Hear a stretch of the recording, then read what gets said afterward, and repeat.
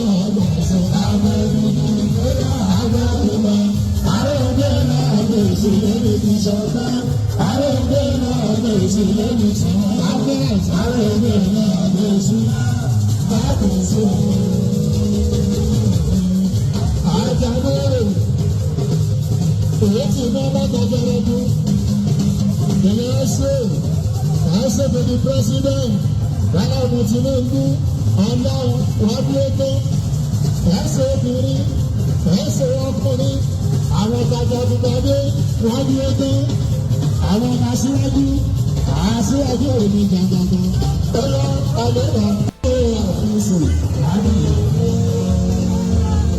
ẹ̀yọ́ gidi ilé àfúnṣe, àyàbọ̀ yìí jàǹdà.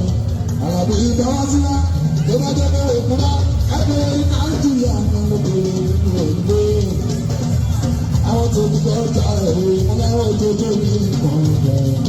Lẹ́wọ̀n ọláwọ̀ tó tó ní nǹkan rẹ̀. Wọ́n láwọ̀ tó tó ní nǹkan rẹ̀. Ọláwọ̀ tó tó ní nǹkan rẹ̀. Wọ́n láwọ̀ tó tó ní nǹkan rẹ̀.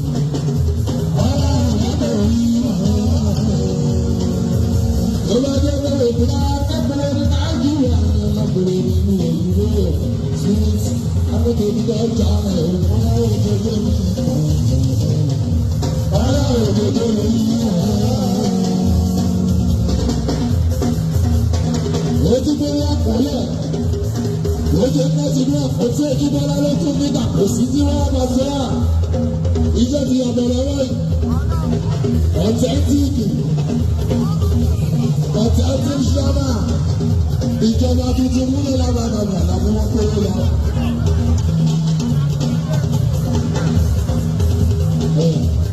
Spirit is gone. Òkè wà tàbí pàdé.